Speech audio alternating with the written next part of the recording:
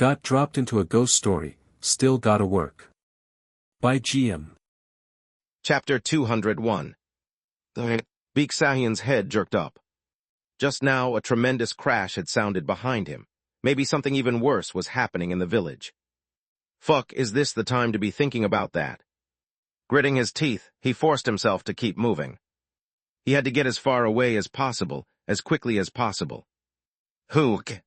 On Baek Deoksu's back as he ran down the mountain path was a huge backpack, packed with water, food, and survival gear he'd agonized over selecting. It was all stuff he'd collected and hidden in a secret place, planning to use it one day if he ever had to make a desperate escape from the village. He could hardly believe he was finally getting to use it. But now, in the empty space that had once been left in the backpack, there were remains. The bones left behind after the traditional band had collapsed and vanished. Among them, the bones that had once been his older sister. He should have left them behind. They were too heavy to carry. He knew it was a stupid thing to do, but he just couldn't bring himself to abandon them on the ground now. That was the only thing that occupied his mind. I wish everyone would just die.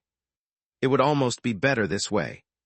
The villagers, the outsiders who'd come to the village, even the agents who failed to rescue him. He wished they would all die, and this damned village would disappear without a trace. Just imagining it sent a tingling thrill up his spine. But, still that agent, the young agent with glasses who he had maneuvered into drawing the special prize. Surprisingly calm, never mocking or getting angry at him even once. Someone who, even after helping him, never demanded anything in return. And in the end kept his promise. The promise that both of them would survive. That he wouldn't betray him. A strange feeling stirred inside him. It was probably a sensation he was experiencing for the first time in his life. That peculiar feeling you get when you do something good, something you normally would never do and succeed purely by chance. People called it a sense of fulfillment. That must have been why, on impulse, he left behind the paper boat. Of course, it would only matter if that agent survived to the end and found it. I'll think about it if he picks it up. Considering all the chaos earlier with the centipede, the ceremonial blade, all that madness, that guy could very well be dead by now.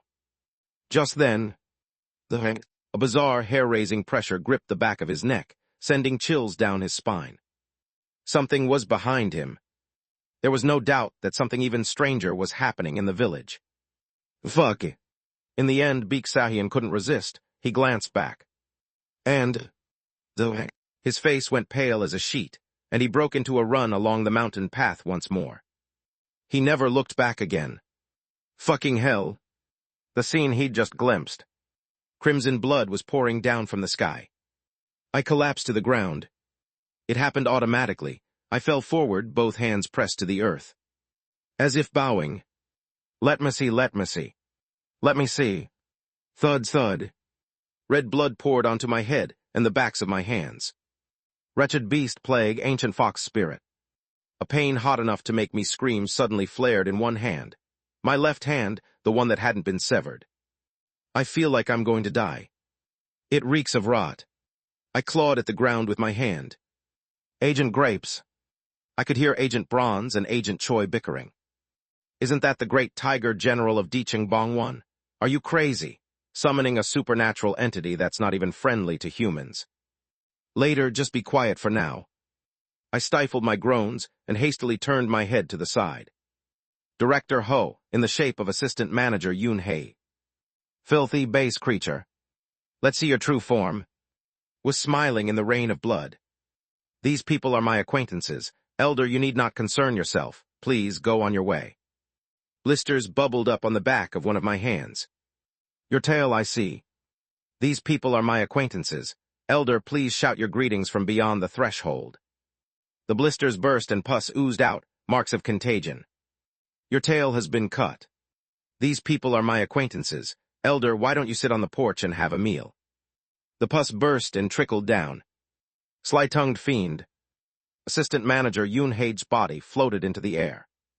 Her limbs twisted and contorted, as if bound by brute force, but her gentle smile did not change. And, SHH. Agent Choi pressed down on my shoulder. Die. Lightning strikes. Burn to ashes. Leave only your hide behind. I don't want to though. Through the flashes of lightning, Director Ho's face appeared. Leaving only your hide after death, huh? That's what tigers do. I really don't know what you're talking about. He was still smiling. They say a little knowledge is a dangerous thing, how frightening, but I'm no fox spirit. Is there any proof that I'm a fox or a ghost? How about this? Begone, evil spirit. Namu Amida Bulquensium Bozal Jupjupi Ariang, thy kingdom come, Father God. I'll even sprinkle salt and red beans. Lightning struck again. But it's not working. A tearing sound. What a shame, it seems you've made a mistake. How unfortunate. A calm voice came from the one suspended in midair. You can't burn me. A giant eye appeared amid the blood raining down from the sky. Noisy thing. Director Ho's limbs twisted. Festering for so long. Oh, how foul you are. Begone at once. My. Grasp your tail. And flee. How vicious of you, forcibly tearing me and my acquaintance apart like this. That smiling face turned to look at me. What a pity, solium nim. And in the next moment, he's gone. The body of Assistant Manager Yoon Hage, twisted unnaturally and suspended in midair, vanished as if it had never existed. And with it Director Ho, who had possessed her. Did he run away? I started to speculate in confusion. Just how was he controlling Assistant Manager Yoon Hage? What kind of binding had been placed on her? Was she all right now? At the same time, I looked up at the sky. The falling blood had stopped. I looked down at the back of my hand again. The blisters and pus had all disappeared, as if they'd been washed away by the blood. I have torn away the filth, as promised. No, General, didn't you say you'd make him grovel and pay his respects? But he ran off so easily. Noisy brat. Agent Choi's throat was seized, and he was lifted into the air. Agent... I hastily looked up at the sky and shouted. I'm sorry and thank you. A child who knows manners. From the sky, something looked down at me. Good. It inspected me. And proclaimed one thing. Serve me. Wait. Bow before me. I grant you permission. Something pressed heavily on my shoulders and back. That won't do. Agent Choi raised his arm. There's already someone being served here. See, the Goblin Elder. At the end of his arm, the Elder's goblin lantern swayed. Now that your procession is over, you should enjoy a grand feast. Please return before the food gets cold, Tiger General. Cheeky thing. There was a sound like a feline beast snorting. The feast I was promised. Prepare it. And then, everything fell silent. The blood that had rained from the sky, the crashing lightning, all vanished as if it had been a lie. Who? With a deep sigh, all three agents collapsed on the spot. Barely managing, I opened my mouth. That entity. Ah, the Dichingbong Mountain Guardian, the Tiger General King Bodhisattva. It's a bit complicated, but you can just think of him that way. He likes to be called that. At that moment, I realized exactly what kind of ghost story this was. Dichingbong Tiger General. This entity originates from the Bikadiesel, or the great killing spirit of a white tiger. It is an aspect of the four pillars of destiny associated with great misfortune and disaster, specifically relating to the Hyonsel, which signifies punishment, bloodshed, and calamity. The Dichingbong Tiger General is a ghost story derived from these concepts. However, at the Supernatural Disaster Management Bureau, it was observed that, in cases where a person's four pillars contains this aspect, and they are engaged in professions involving blades, blood, or punishment, the effect can be advantageous rather than harmful. Based on this observation, a method was developed to utilize this ghost story to absorb misfortune or bad luck. For further details, refer to relevant exploration records here. And that meant, first, one must ascend to Dichingbong Peak of Seoraksan, bearing the offering entirely by one's own strength. Agent Choi had done that. I struggled not to ask about it, and with difficulty changed the subject. But according to Agent Bronze, it didn't seem to be a phenomenon friendly toward humans. Oh, that? Agent Choi shrugged. Technically speaking, it just doesn't care. If you prepare a feast with sincerity, it'll grant your wish if it's in a good mood. That the feast accepts even a human as an offering is the real problem here. Agent Bronze's eyes flashed. Agent Choi gave a faint smile. The Bureau is handling it all carefully. The General's been living a vegan lifestyle these days. And then in the next instant, Agent Choi's gaze immediately turned to me. No, more precisely, to the back of my hand, which had been cleansed by the blood rain. He tried to act casual, but I could see the tension in his eyes. It's really gone, right? Agent Bronze's eyes also fixed on the back of my hand. After what they'd just seen, it would be easy to guess that the being who had possessed Assistant Manager Yoon Hae's body might have left some kind of curse or misfortune on me. Agent Grapes, just what the... We'll talk in detail when we get back. For now, let's just confirm it, Grapes I say anything. I hesitated, then opened my mouth. I am Ro, dear. I could say it. With no resistance at all. It worked. It worked. The binding was broken. Holy shit. In a daze, I stared at the back of my hand. And just then, from outside the village, the sound of a bicycle bell began to ring. Here comes the Vermilion Bird Unit. Like a signal that things were wrapping up. There's still a lot that's suspicious about this Jisan village, so from here they'll begin a full-scale investigation. They'll search for people, the well too. Agent Choi tapped the ground beside the well, speaking cheerfully. There could still be other anomalies, but for now, not likely. Let's just head back today. Yes. A strange sense of relief started to spread through my chest. Right, the binding was finally gone. No more dying within a month, I was free. Wait. What a pity, Solium Nim. Agent Grapes. I was mistaken. For a moment, swept up in emotion, I'd let myself feel a baseless relief. This was no time to feel happy or at ease. I needed to cool my blood. Shit. I couldn't afford to fall out with Director Ho here. Failing my mission and dying in a month. That's a big problem, but even more important was to complete the mission safely and get a wish ticket for myself. But if things went like this, it would be too blatant a betrayal. If I was to carry out Director Ho's mission, I couldn't do it like this. No way. I looked over at Agent Choi. Was it possible he had aimed for this, to completely sever my ties with Director Ho? Grapes. Agent Choi didn't meet my eyes. Instead, still smiling, he drew his cleaver and as checked its edge, he spoke. But on the way back, there's somewhere you need to go, as per Bureau procedures. What? The blade spun smoothly in his hand. You were under a binding spell that the Bureau didn't know about. Since an agent was under some strange binding, we need to examine exactly what happened. That's the protocol, for safety in the quarantine area. What he was holding with the blade now came into view. A small glass orb. Let's go in. It was the same thing I'd seen a few days ago. The portable glass prison. No. What? Thud. Before I could finish speaking, countless hands sprang from the emptiness created by Agent Choi's orb and grabbed me. Agent. SHH. It all happened so suddenly I couldn't even try to resist. I was quickly restrained. If you cooperate with the interrogation, you'll be out in no time. Don't worry. I gritted my teeth and glared at him. Agent Choi blocked the startled Agent Bronze with his blade. He's back to normal enough, he'll be fine. Agent Choi, just what is? Wait. Agent Choi turned to me and spoke softly. Take a break, Grapeseye. I was sucked into the void. And just like that, I was transferred to the glass prison. Chapter 202. An underground location of unknown whereabouts. A dark, iron-walled area, like an emergency shelter within a tunnel.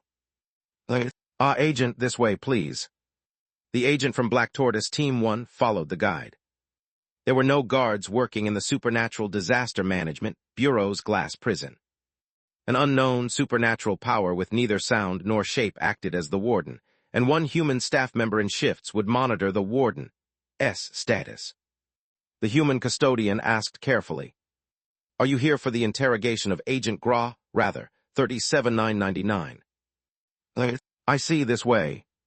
The agent followed the custodian's cautious guidance, avoided the warden, opened the iron door and entered inside.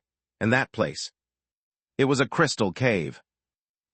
Countless quartz crystals scattered light in every direction, creating flickering shadows and shapes throughout the cave.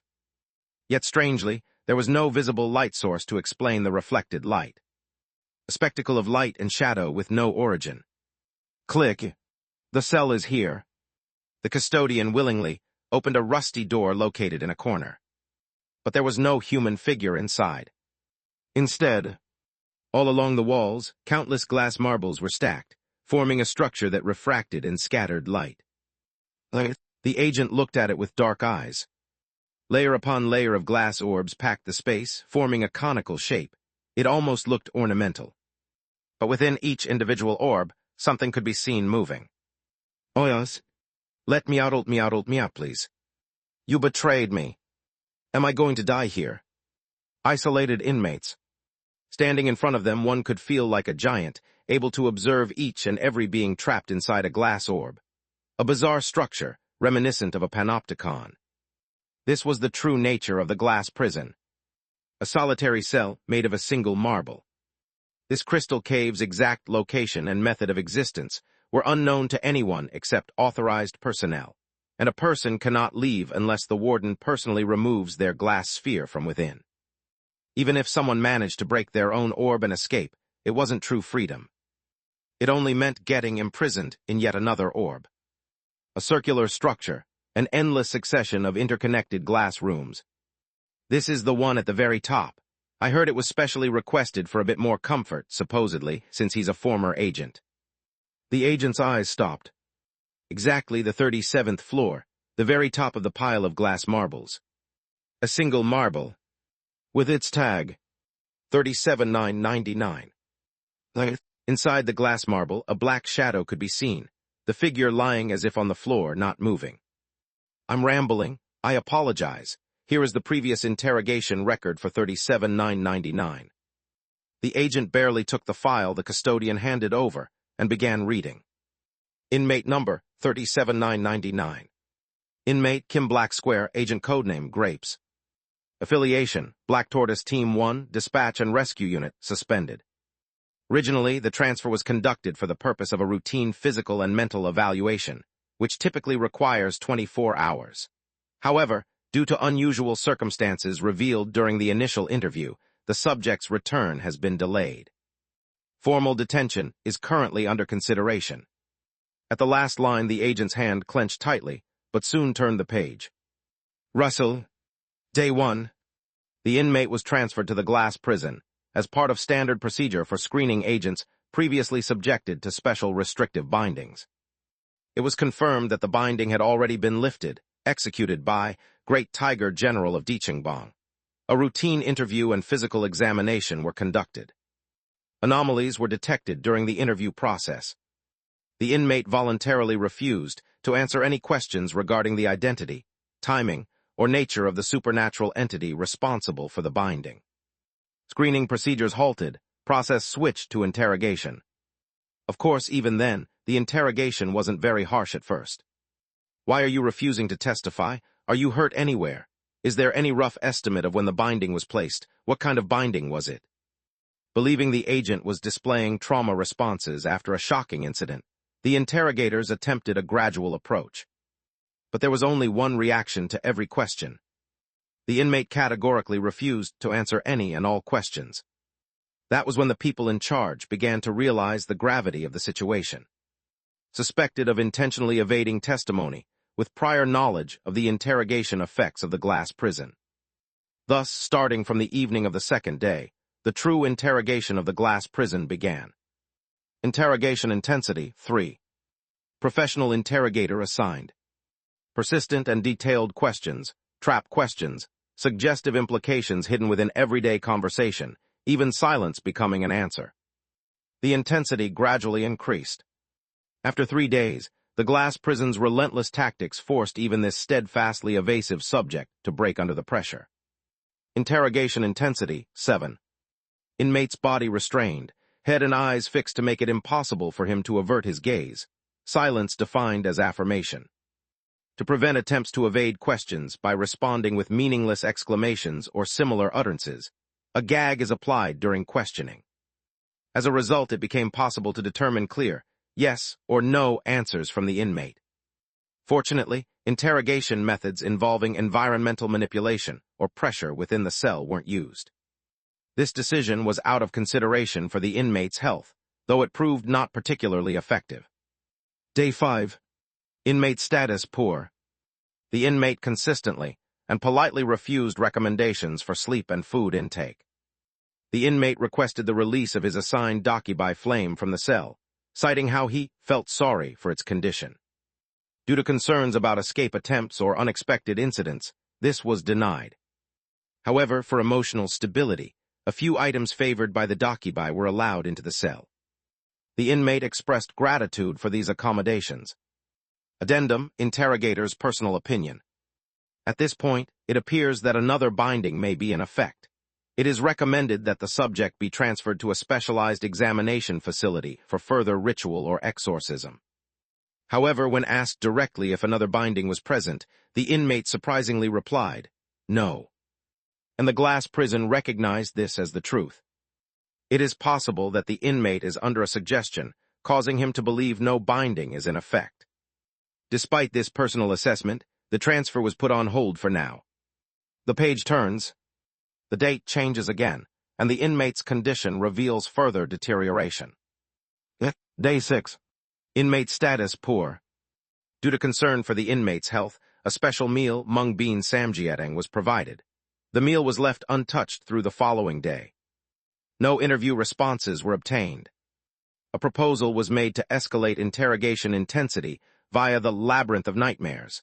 However, this was rejected due to strong opposition from field agents. These are the records up to yesterday. And from the next page on, the contents are no longer records but speculation. Conjecture regarding the inmate's true identity. With the stamp, removal from the premises strictly prohibited except by authorized personnel. This information could only be accessed by the current custodian and interrogator. Suspicion of espionage confirmed. The agent clenched his fist. Although the inmate remained completely silent for all interrogations, certain truths confirmed under extreme circumstances allow inference as to which questions he most wished to avoid. Points of suspicion are as follows. Source of information. Purpose for employment at the Disaster Management Bureau. The entity who placed the binding. An unexplained gap period prior to employment. Traces of various forms of contamination. And so this conclusion was reached. But the report did not end there. However, considering the detainee exhibits no ethical disqualifications, has faithfully executed all assigned supernatural disaster response duties, and displays verifiably ethical tendencies, it is suspected that these actions may have been compelled by coercion, threats, or sorcery. Because only limited information can be confirmed by yes-no responses, it is recommended to implement a method to elicit greater cooperation from the inmate. The agent turned the page. It was the last page. A temporary addendum was attached. This was the reason he was here now. Addendum. The agent of Black Tortoise Team 1 who transferred the inmate to the glass prison had strongly requested to serve as an interrogating officer over the past several days, but this was denied due to policy violations. Confirmation has been made of another Black Tortoise Team 1 agent who was present at the original scene, applying to support the interrogation. Approval pending. The preparations are complete, Agent. Ryu Yiquan put down the records. Then for the interrogation, he approached the glass orb. I blinked. A transparent ceiling came into view. The small, hemispherical space around me contained a bed, a desk, a chair, and a few books and meals arranged according to regulation. Beyond that, it looked as if everything was shrouded in mist, but I could tell that the material composing the walls was transparent. So this is what it looks like. The glass prison. Once upon a time, there lived a Dakibai who played a game of Yutnori with Kim Siabeng, and through his skill, won a grand tile-roofed house. But Kim Siabeng, unwilling to lose his home, devised a cunning trick. He accused the Dakibai of using strange magic to cheat at the game, drove him out, and reclaimed the house for himself. The Dakibai was filled with anger. So he created a place where no tricks or deceptions could ever be used, and it was a space no larger than the tip of a thumb, sealed inside a glass bead. Into this bead, he invited Kim Siabeng for a rematch. And so they played Yutnori again. The Dakibai won. He won again and again. He won until everything belonging to Kim Seobeng became the Dakibai's. His house, his fortune, his family, his face, his societal status, his lifespan, and his name. At last, the Dakibai took over the grand tile-roofed house and became Kim Seobeng himself. As a consolation for his vanquished Yutnori opponent, he left behind the cave where he once lived, along with the glass bead. The defeated Kim Seobeng, no, he was no longer Kim Seobeng or anyone at all. The one who became nothing remained in that cave. To this day, the one who is nothing still lingers in the Dakibai's old crystal cave, guarding the glass bead. No one may ever practice trickery or deceit within its bounds ever again. The Supernatural Disaster Management Bureau used this story to build the glass prison system. These mysterious glass marbles, which block all supernatural phenomena, and the warden who guards them. This place, someone said they also mixed in some kind of supernatural phenomenon related to the afterlife and judgment. Whatever the case, it didn't matter. What matters is that, here in this place where I am now confined, only a clean and precise reality can remain. Supernatural entities can exist here, but only in a state of pure existence. Nothing impossible in reality can occur. It's just like reality outside the wiki. Here all items are rendered useless, and tattoos are nothing more than tattoos. Even during the body search, they only took away things like the glass hand cannon that I kept on me. Because the inventory tattoo couldn't be activated, there was nothing else for them to search. But in the same sense, this is also the safest place imaginable. There's no chance I'll suddenly get caught up in a ghost story. Physically, it was just as Agent Choi said, that this was a place where I could rest safely. I'd even heard that some people voluntarily asked to be placed here to escape curses or malevolent energies. However, I still can't sleep. Tension and resignation continued to pulse through my entire body. Just like the past few days of interrogation. The interrogation in the glass prison keeps intensifying. Even though I'm desperately evading the questions, they've already extracted quite a bit of information. I'm sure they've already guessed that I am suspicious, that I might even be a spy. Since it's already like this, they might start using even harsher methods from here on out. The Disaster Management Bureau can become utterly ruthless toward those it deems malefactors. Just remembering a few of their interrogation methods that I already know about makes cold sweat drip down from my temples. Damn it. Maybe Agent Choi was hoping that, with my binding lifted, I'd confess everything from the start. Maybe he wanted me to give up, since I couldn't go back to Director Ho anyway. The problem is, my secrets don't end there. Among the things I know, there are many that can't be explained away as merely being a spy. I don't even know how much I might end up revealing, and if I do, what will happen to me afterward.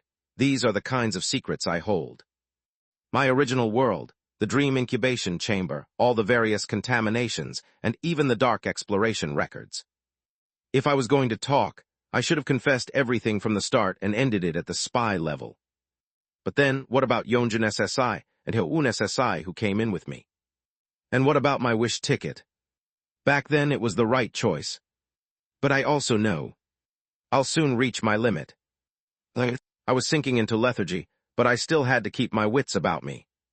Soon the time would come, the nerve-wracking interrogation time full of traps and bait. I swallowed hard, forced down my anxiety, and calmly sorted out in my mind the things I absolutely must not reveal. And then, Diarararake. I heard glass scraping. Beyond the glass wall, a figure approached. The interrogator, appearing with the wall between us. But it wasn't the same person who handled things yesterday. Inmate 37999. The Agent Bronze. Ryu Yikwin stood on the other side of the glass, his eyes somber. Wait a second. Agent Bronze is today's interrogator. The interrogation method had changed. I tensed up, quickly assessing the situation. Agent Bronze didn't avoid my gaze and spoke slowly. Prior to beginning the interrogation, allow me to inform you. You have the freedom to make false statements, but all lies will be transparently revealed. I know. If you make a false statement in the glass prison, the true answer will be projected onto the glass. Only silence can protect you here. Inmate from Daydream. That's why I can't say anything. In this place, lying is no different from telling the truth. But of course my silence must have seemed suspicious too, They might suspect that I already know how this prison works. It's obvious. And that's the truth, too. I would suspect me, too. Gritting my teeth, I directed my gaze at Agent Bronze. So the direction of the interrogation is to bring in someone I know. It's a more lenient approach, but I can't deny it will be effective. We'll begin the interrogation. I gulped. And then, a question I never expected came out. Where is your home? The Goblin notes. Samjiatang, a traditional Korean soup dish that is primarily made from whole chicken, garlic, rice, jujube, and ginseng. It's considered as a health food. Kim Seobang, check out the notes from chapter 98.2 here. Yutnori, a traditional Korean game typically played during New Year's. Read more over here. https://n wikipedia.org/wiki/yanori. Chapter 203. Home. Destination. The reason I'm striving for a wish ticket. I had shortened my strong desire to escape from this world and return to my original home into that single phrase. I want to go back home, but only internally. Yet now, this private matter that I never openly spoke about suddenly emerged during interrogation. Where is my home? I deliberately forced my hands to relax so as not to grip the chair. I mustn't lie. Why are you suddenly asking about that? I was told you value your home greatly. Who told him that? Wait. What? I remembered. So what's the wish you're trying to fulfill? I just want to go home. Agent Choi must have told him. I recalled that hellish night when we encountered Director Ho in the taxi, and the conversation with Agent Choi that followed. Home? Had that been judged as unrelated to me being a spy and just personal talk? But even then, why even bother bringing that up in this place? Wasn't it too dangerous? And knowing this didn't change anything for Agent Bronze.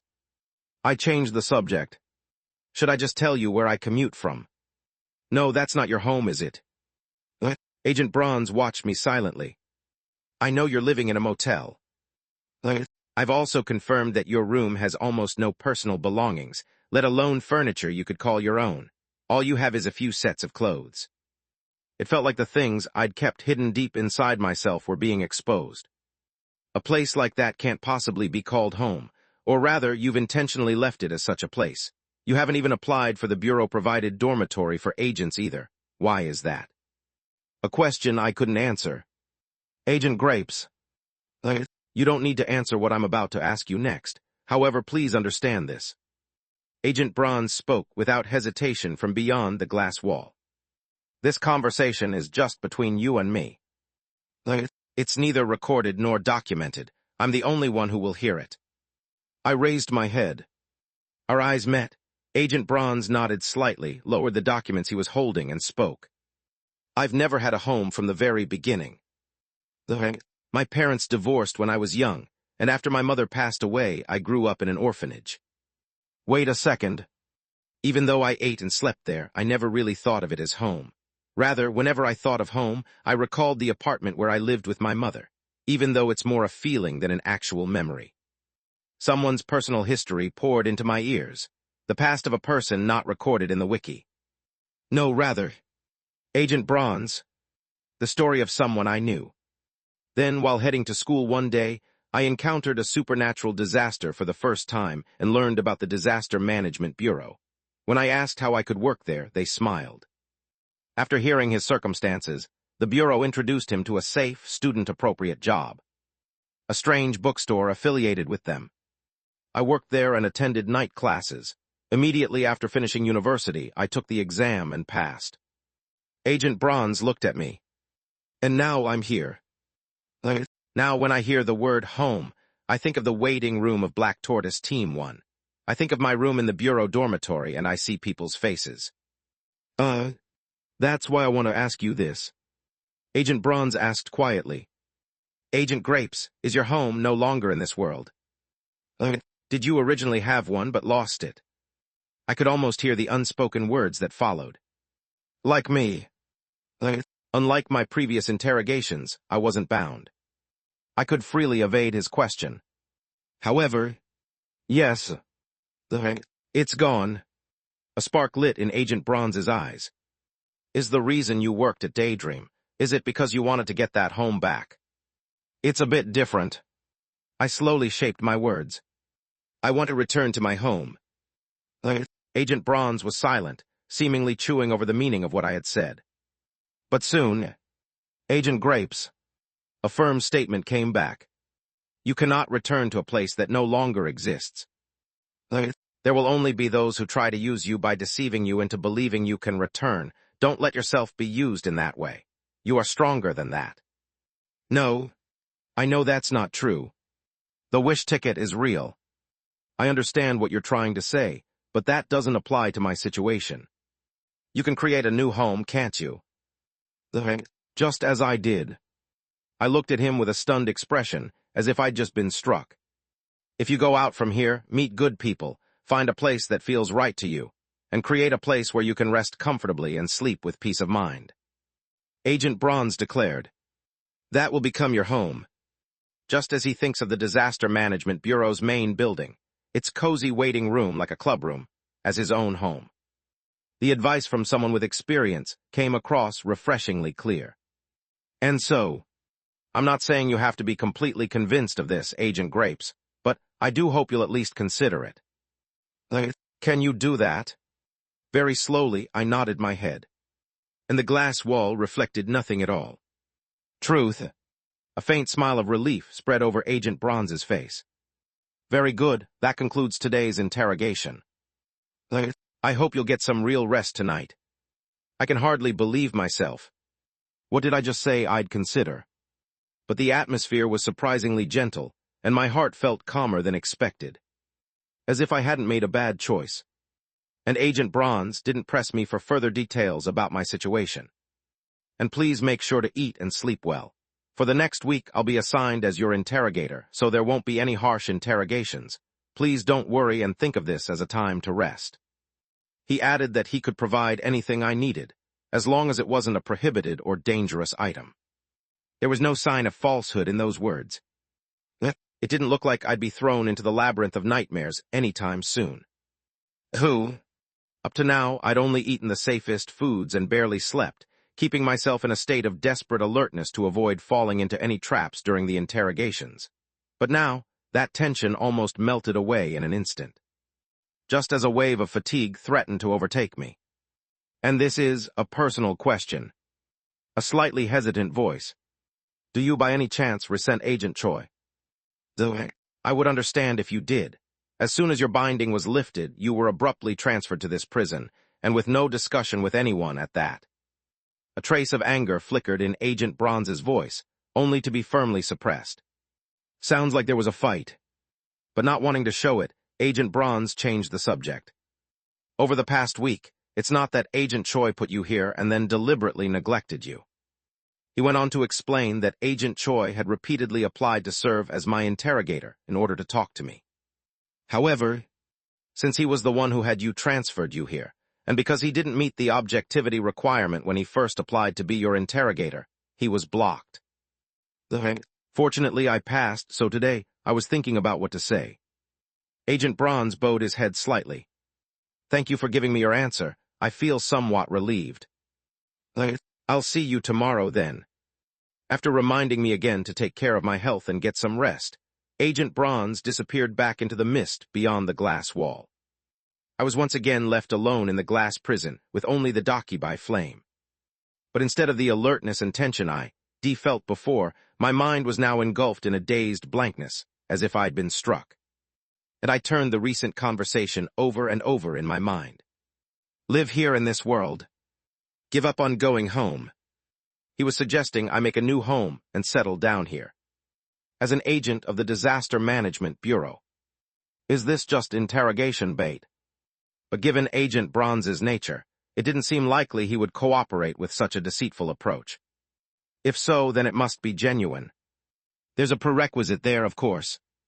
The Disaster Management Bureau has not deemed me a malefactor. And it seemed like they want me to keep working for them. My God. This actually seems better than I expected. If Agent Bronze is the interrogator, maybe I could just confess to being a spy at an appropriate point and bring things to a close. Maybe I could walk out of the glass prison with all my most difficult secrets still kept safe. And maybe I could just work here. To keep living as an agent of the Disaster Management Bureau. To keep working with Black Tortoise Team 1 as I am now, spending time with good people and doing good work. And if things ever get too hard, maybe if I just admit I'm too much of a coward, they'd even transfer me to a different team. In that way, even in this world of ghost stories, I could build a relatively safe and peaceful daily life with good people. There's nothing bad about that, is there? No, it actually feels pretty decent. Building a new home. No. I slapped my thigh hard enough to make a sound. I can't make a mistake and let my exhaustion, physical and mental, make me judge things just for my own comfort. Agent Bronze only made that suggestion because he assumes I lost my home in an accident or disaster. I can't let myself be confused. My home is still there, perfectly fine. It's just that the way back is difficult.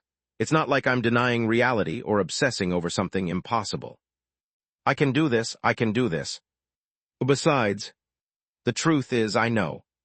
Truly deciding to live in this dark exploration records world is not actually a wise choice. Remember the whole name of that wiki. Prophecy of the Apocalypse, Dark Exploration Records. That's right. I can't stay here long. Because this world from the start. Oh dear. A polite and cheerful male voice. You seem troubled, friend. I jerked upright. A hallucination. Hallucination? Is there such a thing as a hallucination this vivid? Oh, of course, I can certainly understand if you mistook it for one out of missing this bronze so much. Oh, absolutely. That smooth, flowing speech was far too clear to be just my imagination. I hurriedly reached into my coat pocket and pulled it out. A small rabbit plushie. A cold chill crawled down my spine. How is it even talking? Inside this glass prison, all abnormal supernatural phenomena were supposed to be blocked. But supernatural entities are still allowed to exist here. Just like the Dakibai flame clinging to the wall, trembling. So the good friend, as a being present through this vessel, isn't just a talking plushie, but is recognized as a sentient being, as an existence here. That's right, haven't we often chatted even in your everyday life? One can't just write off a close conversation between friends as mere trickery. Oh, Mr. Roe dear, how hurtful. The host's cheerful tone falters for a moment at the end. As if realizing something. Yes, it is a little sad. Well, friend, it seems you're not happy to see me, even though it's been a week since we talked. I thought you'd be as happy as a child, friend, awaiting his favorite show that only comes on once a week, finally able to watch it at last. Then, this plush doll must have chosen to remain silent for a whole week, as if by some miracle. There you go again, calling me a plush doll. A shiver ran down the back of my neck. No matter. The host of a great talk show, a showman, must be willing to accept any and all nicknames or insults, if that's what the audience chooses, and especially if it's what my very dear friend chooses. The host's voice rings brightly inside the glass orb. It even echoes as if through a microphone. Very well, my friend who's had such a rough and exhausting week deserves a great show. Surprise look-up friend. I stiffly raised my head. Right there on the glass wall where Agent Bronze had been standing. Let me introduce it, How to Escape the Glass Prison. A video began to play. As if on a screen. Isn't this much more admirable than the children's cartoon we promised to watch together? Haha, goodness. Friend, look at you so flustered, everything's fine. Oh, you say it's supernatural. What's so supernatural about watching TV? It's the most natural, everyday thing there is. Now then. Let's watch together. Chapter 204. A video starts playing on the glass wall. Unbelievable, I'm trapped in this bizarre prison. Where could this place be? Aha, this is the Crystal Cave in Black Square City, you say. Thanks, Braun. What? You'll even explain how to get out. Thank you so much. As expected, we're the best of friends. It's a miniature-style classic animation. The main character, dressed exactly like me, and the rabbit doll have a conversation. Strange. Just strange. I turn my head, but there's a video playing there, too. I see. I'm supposed to break the glass marbles around me, kill the other inmates, and use them as bait to lure out the prison guard. The video seems to follow my gaze, moving wherever I turn my head. It's playing on every glass wall. What an easy method. You really are amazing, Braun. The rabbit doll, identical in size to the me in the video, kindly explains how to escape, moving through the space as it demonstrates. How to move through the glass, how to torture the prison guard, even the maps and the escape routes. It calmly explains methods that are shockingly detailed and outrageously vicious. Just like an instructional segment in a children's cartoon. That's right, doesn't it suit your preferences, Mr. Roe dear? It's very immersive, isn't it? Truly quite excellent. The cartoon, which has gone to extremes in its children's art style, shows blood and screams. The prison guard's severed limbs, disaster management bureau staff fleeing for their lives. And it ends with the main character, and the rabbit doll brawn high-fiving each other as they watch. All right, this is how you escape. The final words of the video echo in my ears, and applause sounds. Clap, clap, clap. The crisp sound of gloves striking each other. It was a short but spectacular journey, so what do you think, friend? Are you now ready to escape just as Minibron taught you? The video on the TV is intense, flamboyant, and all the more chilling for its old-fashioned style. It's just the sort of production I should have expected from Braun by now. But I noticed one thing. Oh, don't worry. Like I said, watching TV is just an ordinary, everyday thing, isn't it? No. I looked at the shadow of the rabbit doll. You didn't break the rules of the glass prison that way. Oh, because the video is being played outside the glass prison. It's only being projected into this cell, just like when I was talking to Agent Bronze through the glass wall. That's where you got the idea from, isn't it? That's how it evaded the rules. It's designed to make it feel like it's happening inside the glass prison, for maximum impact. After a short silence, Heaven's correct friend, your keen eye and sharp reasoning would be any magician's nightmare. Such impressive talent. Oh yes indeed, every time I'm so impressed it feels almost wasteful. But that's not what's important right now, is it? I still haven't heard your thoughts about the program. So what do you think? I opened my mouth to speak. I have a question. Oh, a question about how to escape. No, that's not it. What I'm curious about is, how much of my thoughts do you actually know? I know as much as is needed for understanding between friends. Is that so? It was somehow the answer I expected. Ever since the late-night talk show incident, I realized that the host could read quite a lot from inside my mind. Maybe even the stray bits of information I let slip through my thoughts. Maybe even the glass prison escape method I just saw was based on that information. But only until that point, Mr. Roe dear, there's a rather strange nuance in your words. Oh, haha. That must be my imagination. Surely you don't mean that this brawn here doesn't understand my friend well enough. No. A faint, sardonic smile appeared on my lips. You understand exactly as much as you need to. And you're just picking and choosing, based on whatever is most important to you. Entertainment, of course. A cheerful voice rings out. There's nothing more important to an entertainer than that. And this is something you yourself willingly promised, Mr. Roe dear. I distinctly remember you declaring that you entertain me. That's right, but I realized I was a little mistaken. Mistaken? Could you share what you mean by that? I spoke, holding back a sigh. Now I could finally face it. I unconsciously assumed you'd consider my perspective first, before the enjoyment of the show. Honestly, it was a completely unreasonable expectation. I don't even know what I was hoping for from a bizarre talk show host straight out of a ghost story. But after sharing so many secrets and incidents, and even escaping the talk show together by mutual agreement, I guess I developed a kind of vague trust that didn't align with rational judgment. The sense that, somehow, it just feels like you would. I even forgot the logic I always used to persuade him was for a more entertaining show. That's probably because he helped me out at every crucial moment, and it inevitably led to an emotional bias. Toward that good friend. It was a one-sided trust that had accumulated inferentially. I won't do that anymore. And honestly, even saying this doesn't mean much. I just need to be more careful. But at least this much I can say. You said you felt hurt earlier, right? I felt the same. Heavens! The host let out a sigh. So that's what it was. I did suspect it, but now I understand. Mr. Roe dear, now I see that you were deeply disappointed when I refused to help you a few days ago. Who? Such a misunderstanding. This brawn here only ever wanted to give the very best help to my friend. Now, let's think about this together. The host's voice grows lower. If I had just helped you then, what do you think would have happened? You would have vanished as if by magic.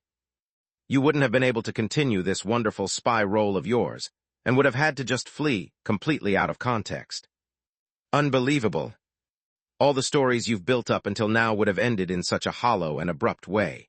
Is there a more futile conclusion than that? Is that really what you wanted, Mr. Rowe, dear? Of course not. That's... At that moment, the Dakibai flame that had been stuck to the wall drifted over to me. Huh? What is it? I gently picked it up in one hand. The Dakibai flame, as if summoning courage, stretched itself toward the rabbit doll and made a gesture. A thumbs down. Then it probably buried its head into my side and hid. Oh dear. Don't be angry, it's kind of fun, right? So you have to endure it. Sorry, but isn't this similar to what you said yourself? It felt a little crazy to do this so openly, but somehow it brought me some relief.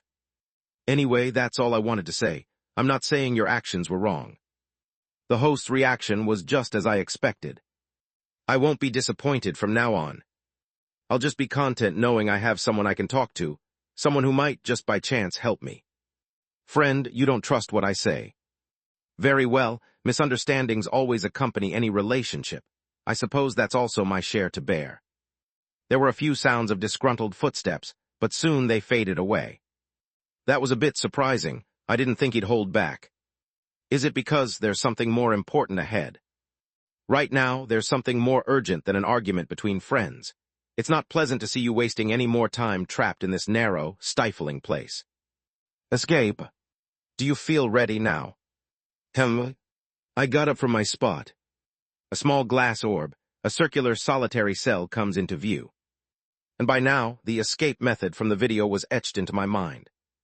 Now, strangely enough, I know how to escape from this notorious glass prison by causing a horrific disturbance. If I did as shown, it would become an irregular incident worthy of being recorded in the dark exploration records. But, no, I considered it, and I came to a decision. I would choose the best method available to me right now. You're not seriously planning to just undergo the interrogation, are you? Actually, yes, I am. I sat back down in my chair. I'm going to go through with the interrogation, all of it. Agent Choi lowered his head. Inmate number 37999. Inmate Kim Black Square, agent codename Grapes. Affiliation, Black Tortoise Team 1, Dispatch and Rescue Unit, suspended. He held the updated interrogation records for the inmate in his hands. Each page he turned showed the miserable week of interrogations. Refusal to testify, deteriorating health, increasingly extreme forms of questioning. But after that painful stretch, a change began to appear. Like this. Day 8. Inmate status poor, recovering. After the previous day's interrogation, a significant change was observed in the inmate's attitude. Non-cooperative behaviors, such as intentionally causing auditory or visual disturbances to avoid hearing questions or maintaining persistent silence during interrogation, were markedly reduced. Time spent sleeping and eating increased to levels similar to the recommended amount. The inmate was also observed caring for his Dakibai flame or checking on his doll, self-identified as a friend. It is presumed that these changes resulted from the appointment of a new interrogator, with whom the inmate is personally acquainted. It started from the time Ryu Yikwin arrived. Officer's personal note: the inmate appears to be regaining stability. Rather than increasing the intensity of interrogation, it is likely more effective to encourage a natural confession through continued interaction. The majority of relevant personnel concurred with this assessment without objection. And so the pages accumulate. Day 9. Inmate status poor, recovering. Special meal, galbatang, permitted. The interrogator brought the same menu and ate together with the inmate during questioning. The inmate earnestly participated in Q&A. He acknowledged that the traces of contamination originated from separate supernatural disasters experienced prior to his work, the Disaster Management Bureau. The inmate, confined in the glass prison, began to talk about more and more things, and there are hints everywhere that the interrogator and inmate had deeper conversations. Personal stories, character, affection for the Bureau, fear of supernatural disasters, even the relief and sense of reward felt when rescuing civilians. Several days pass like that. Eventually, it reaches this point. Day 12. The inmate testifies that he previously worked for Black Inc. He affirms that there was external pressure involved in the process of applying to the Supernatural Disaster Management Bureau, and that there was a separate objective he had to achieve while employed. However, it is established as fact that a binding as powerful as a death curse was placed on him, that there was no intention to harm the Bureau, and that during his employment, no actual harm ever came to the Bureau as a result of the inmate's actions. It is confirmed that the inmate wishes to continue working, regardless of his initial reasons for joining. The interrogator reports this testimony to the higher authorities. The agent, whose hands had begun to tremble slightly, composed himself and turned the next page. The final page. Day 13. Inmate status good. And testimony secured during interrogation was verified for credibility. Release of 37,999, agent codename, Grapes, from confinement and reinstatement of agent status approved. Scheduled for release tomorrow. And that tomorrow is today. Tech. Agent Choi closed the file. A mix of tension and relief crossed his tired face. He'll be coming out soon. Yes. Stop pacing. I should. But even so, Agent Choi continued to pace back and forth in the waiting room. Because his plans for the future were already taking clear, concrete shape in his mind. This isn't the end. Since it was all but officially recognized that he had been a spy, he might have to go through quite a difficult process. But that was a matter of gratitude and discipline given to agents. Kim Solium would undergo the relevant investigation as a member of Black Tortoise Team 1. Then I'll be able to help somehow. That was what mattered. Now the being in charge of the glass prison would retrieve the glass marble in which Agent Grapes had been confined, lift the binding, and then transfer him into their custody. Before the disciplinary process, there would need to be a proper conversation about Daydream Inc., as well as the secrets, items, and abilities he had been hiding. But that can be done gradually. The important thing was that the interrogation process had ended well, and that Kim Solium had regained stability. It had been a long way around, but it was a success. Agent Choi finally let out a sigh of relief. The nerve-wracking past 2 weeks had come to an end. He had no idea how many different methods he had tried to reach this conclusion. And then, Yiquina. Thank you, you worked hard. Agent Bronze, who was sitting across from him, gave a small nod. His attitude was blunt, but Agent Choi could read a gentle gesture of reconciliation within it, and he simply gazed quietly at his junior. A smile returned to Agent Choi's face. Feelings of apology and gratitude mingled together. First, the three of us should go to the hot springs. Seriously, I'll pay for everything we do there. Yes. It was as he was patting Ryu Yiquin on the back. Knock, knock. The door opened and the custodian appeared. The detention has been lifted. Then, yes, Agent Grapes is waiting in the lounge right now. Thank you. Agent Choi hurriedly shook hands with the custodian, then quickly made his way forward. W8. He already knew where the lounge was. Without hesitation, Agent Choi entered the cave and headed for the iron door with the nameplate near the entrance. He should be inside. Kim Solium. He still had no idea where to start the conversation.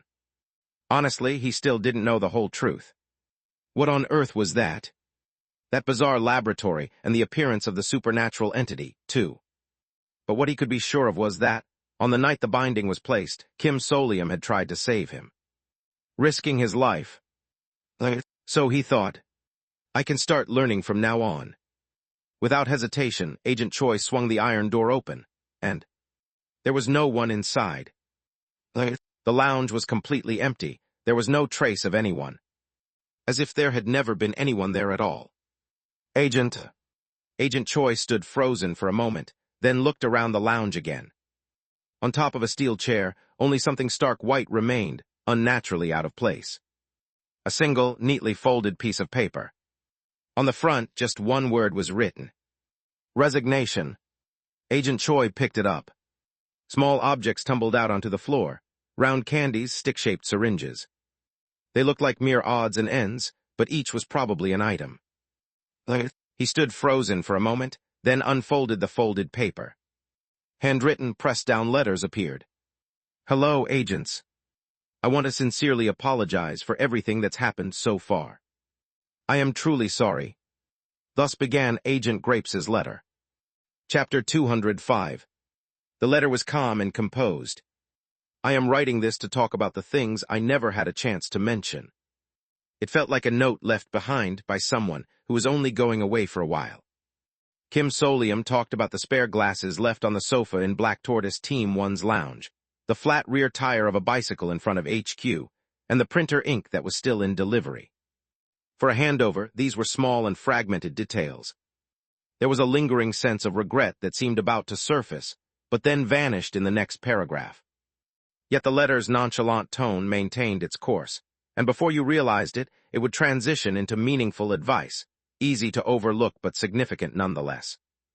Things no new agent at the Disaster Management Bureau could possibly know. Advice about supernatural disasters. It will no longer be safe to wear silk clothing in the pressing section of the coin laundry at the intersection, starting from after the rescue of the civilian in the blue dress. Please make sure that no agent goes in wearing it, just in case. These were the ghost stories that Black Tortoise Team 1 had faced. It sounded as if he'd figured it out by deduction, but strangely, the words had the certainty of someone who had known all along. But it was clear the advice was written out of concern and care. With trembling eyes, they skimmed quickly over the contents. And I'm sorry again. The letter turned more personal. The events of the night the binding was cast were written in extremely circumspect terms, in a way only those directly involved could decipher, as if taking care not to expose anyone who might still be under a binding. Next came gratitude and apologies directed toward Agent Bronze, who had given him room to speak the unvarnished truth without pressing him. And then, I still want to go home. As a farewell, I can't just give up without even trying to return. But I feel heavy-hearted, because it seems like my feelings have only ended up wasting the time of the Disaster Management Bureau's agents.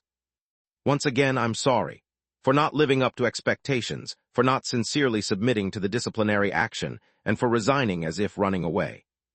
I know it's an inconvenience, but I've enclosed some items I found useful. I hope they'll be of use to Black Tortoise Team 1. A detailed description of the functions and effects of the items he left behind was included.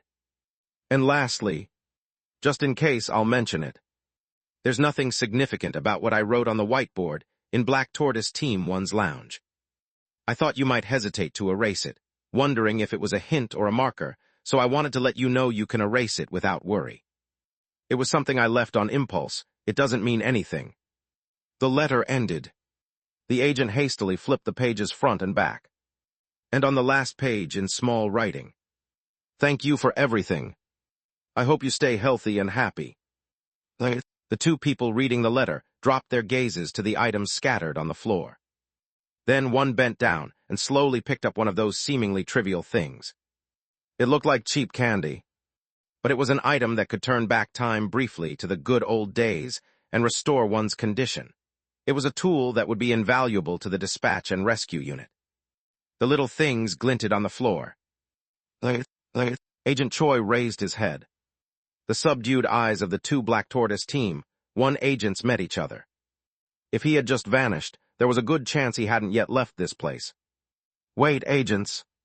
They dashed out of the lounge with the flustered custodian in tow. "To search the crystal cave." And, Kim Solium, who had been standing absolutely still in the corner of the room, quietly walked out behind them, holding nothing but a single sheet of paper. Through the door the agents had opened to enter this room. What an elegant and courteous exit. This method isn't bad either. I quietly looked at the sunlight pouring down. So I really made it out. I did my best to end things safely and smoothly, but honestly I'm not sure. I don't know how the Disaster Management Bureau will take it, or how Black Tortoise Team 1 will feel. Earlier, I deliberately walked faster so I wouldn't be tempted to recall the faces of the agents I just passed by. After exiting the crystal cave and walking to the bus stop, and all the way onto the high-speed train, I didn't forget to thank the host for dimming the spotlight for me the entire time. Oh, think nothing of it. Thanks to that, I was able to slip out as quietly as this.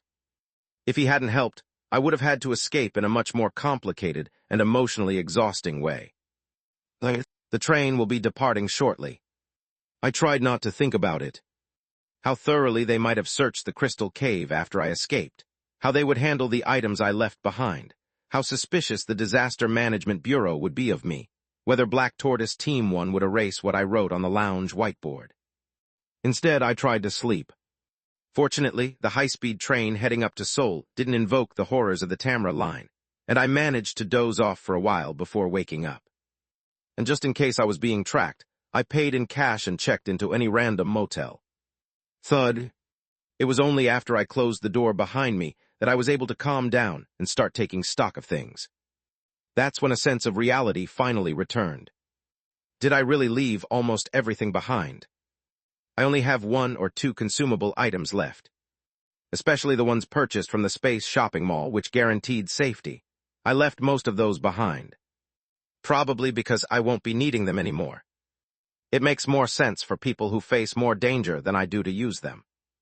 All I have left are a few equipment items and my tattoos. However, pop, a small light popped out from inside my clothes. The Docubuy flame. Are you really going to keep following me like this?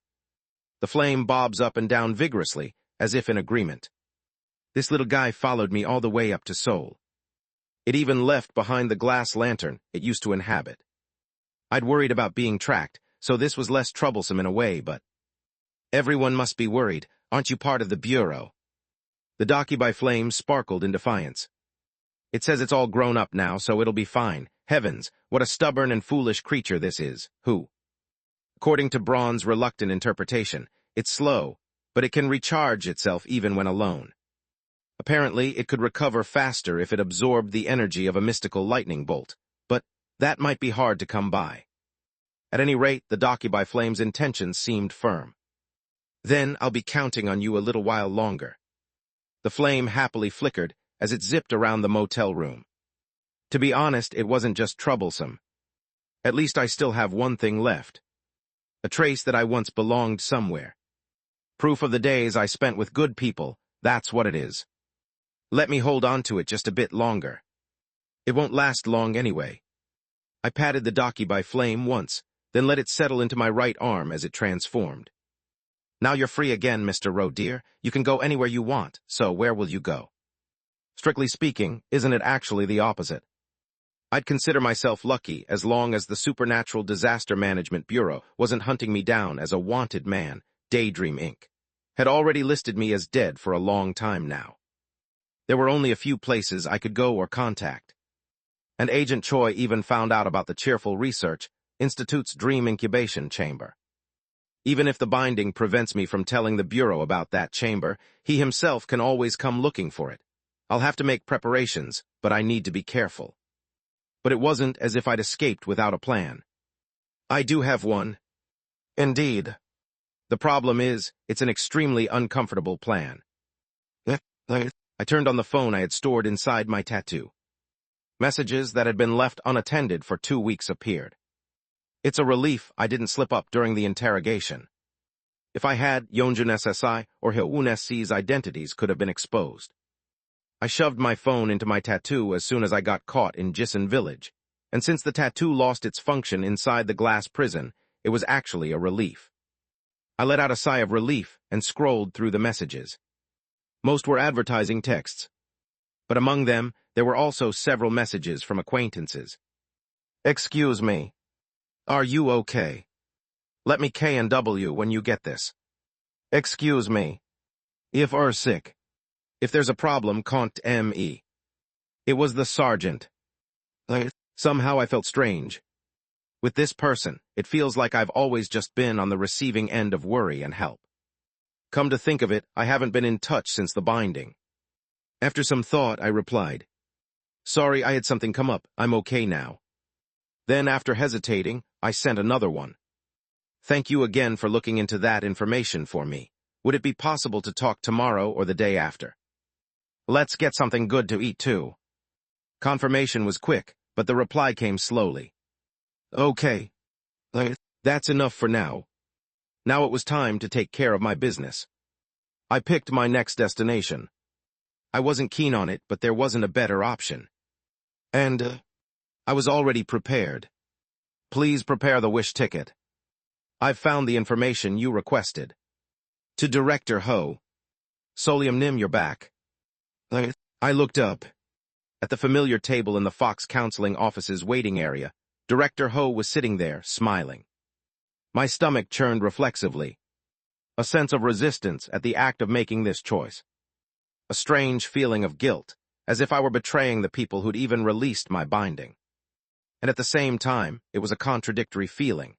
Now that the binding was gone, I could finally negotiate in a way that felt like a real negotiation. I've come to collect my wish ticket. One moment, please. There's something I'd like to say first. Director Ho, still wearing a gentle smile, hesitated a little awkwardly as he spoke. That made my skin crawl even more. I think the binding regarding your death was a bit excessive on my part, Solium Nim. Looking back, it seems I made a rather emotional decision because of the situation. I'm a bit embarrassed about it. It's a good thing that it's gone now, though, don't you agree? I recalled the strange shamanic ritual led by the great tiger general of Diqingbang, and Director Ho's bizarre reaction at the time when possessing assistant manager Yoon Hae's body. Even if I'm worried or curious about the assistant manager, I won't ask. If Director Ho noticed me showing concern or recognition, it would probably harm assistant manager Yoon Hae instead. My insides twisted. Instead of nodding along easily to Director Ho's words, I answered carefully. It doesn't matter. A promise is a promise, regardless of the binding. I came here to fulfill my promise to you, Director. Really, but that should be impossible. You don't even know exactly which annihilation-sanctioned disaster I requested, Solium Nim.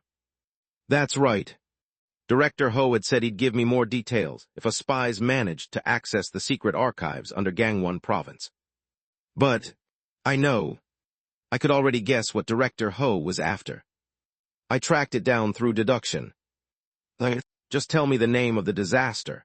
If the information I brought doesn't match, I'll accept the penalty. For Director Ho, there was no risk. He could impose a penalty or another binding as he wished. Either way, the situation had changed. I no longer had any agent allies to lift a binding for me. So, all right. I knew it. Director Ho smiled and laced his fingers together. The name of that supernatural disaster is Sekwang Special City. Oh, and don't try to utter the name outside the Fox Counseling office. Bad things will happen. Director Ho looked into my eyes. So, does it match the information you brought? I did not avert my gaze. Yes. Here it is. Thud. A document was placed on the table in the waiting area of the Fox Counseling office. This is the report regarding the annihilation-sanctioned supernatural disaster you just mentioned, Director. Please check it. Director Ho reached out, picked up the paper, and began to read. And then, he covered the paper. Director Ho stared at me, his expression now wiped blank. How did you find out? So it was correct. That's not important. The truth is, it's not that I found it out. I already knew. That's right. This was why I'd been so confident I could bring the information within a month. It was because I already knew. The fastest and surest method. To simply write down the information from the dark exploration records. It was a method I'd set aside because there was no way to convince or explain it to other spies, and because I was afraid Director Ho might become suspicious and do something terrible to me. I wanted to do it as safely as possible. But with the whole situation in ruins, there was only one option left. I had no choice but to move quickly. If I delayed any longer, the Disaster Management Bureau would start checking for and rooting out other spies. If Yeonjun SSI or Hyeoun SSI got caught, they'd never be able to receive a wish ticket and would suffer doubly, bound by Director Ho's binding. Before that could happen, I had to act first. However, I'm certain you were still imprisoned in the glass prison until yesterday, so how could you have found this? They don't store this kind of information in there. He's right. Naturally, the crystal cave that stores the glass prison doesn't keep valuable information inside. Occasionally, reports on supernatural disasters based on what is obtained from prisoners are written for updates. But there are a few bureau-issued report forms lying around for that purpose. Like this, for example, a blank Supernatural Disaster Management Bureau Disaster Report form. Since it's written inside the glass prison, of which the location was generally unknown, it comes in a format where the branch information is automatically redacted for censorship. So, it's the most suitable paper to print out documents about annihilation-sanctioned disasters kept in the secret archives. Ironically, being imprisoned in the glass prison became my chance to obtain exactly what I needed. Thus, I was able to present to Director Ho the Sekwang Special City document I'd crafted myself, based on what I'd read in the wiki. But there's absolutely no need to explain any of this to Director Ho. It would only be dangerous. I did bring my own last line of defense, just in case. Cold sweat beaded on my back. Still, I had to say it. The important thing is that I brought the promised intel, and I received help from the other two people during this process, without a doubt. Now, Director, it's your turn to keep your promise. A smile spread across Director Ho's face. Very well. Congratulations, Soliumnim, as for the collection of your wish ticket. I clenched my fist tightly. Chapter 206. The Wish Ticket. In this world of ghost stories, where bizarre bad endings appear everywhere, this is the most certain way for me to return home. For this alone, I endured at Daydream Inc., and endured even becoming a spy. And now, at last, with the conditions met to claim my wish ticket, Director Ho in front of me is lightly clapping his hands. As if applauding me. Clap, clap, clap. I'm genuinely happy to see you finally receive your wish ticket. But haven't you ever thought about this? The clapping stops. What if Director Ho never intended to give you the wish ticket in the first place? Even if you did exactly as you promised, Soliumnim, I could just change my words. Tell you to do something else, offer the ticket as bait again and again. Just endlessly string you along like that. Director Ho smiled gently. Have you really never thought about that? I have. You'd be a fool not to. How often in society does someone avoid paying after you finish the work, or delay it, or just never pay at all? Conversely, how many times does someone take payment in advance and never do the job right? And in this situation, the wish ticket was Director Ho's one-sided promise. And a promise from someone in a position of power can be broken at any time. There's no penalty for breaking it. But I also know that you, Director, take promises very seriously. The bindings. Director Ho was a type of supernatural entity who bound others by the form of a promise. Yes, it would be foolish to think of Director Ho as human at this point. And for supernatural entities, rules are a crucial element. From a semantic perspective on ghost stories, rules exist to foster a context of uncanny fear and to dangle hope as a kind of torment for the victim. In any case, that's why the rules are actually more trustworthy than if Director Ho were simply a malicious human. There's a much higher chance that he'll have no choice but to keep his promises. All the more so when I recall how Director Ho would assert, almost unnaturally, about the trustworthiness of the counselor of the Fox Counseling Office. Even if he uses people while hiding other motives or sets traps, he never makes false promises. I looked at the expressionless Director Ho. So I judged that any promise you made yourself, you would absolutely keep. Clap. Of course. Director Ho laughed as he clapped his hands. I always keep my promises. I never make a promise I can't keep absolutely. Now then. Director Ho lifted a briefcase from beneath the table and reached into it. It's time to receive your wish ticket. And something radiant came out. A small glass vial. The waiting area of the Fox Counseling Office. In this comfortable place, an enchanting, otherworldly glow, like an aurora, began to shimmer. It was hard to believe that such overwhelming mystery could come from a single small bottle. The wish ticket. It's yours, Soliumnim. Tack. Go ahead. I reached out my hand, just as my arm was about to touch the wish ticket set on the table. Ah, wait a moment. Director Ho smiled. It's not just one bottle, is it? Tag.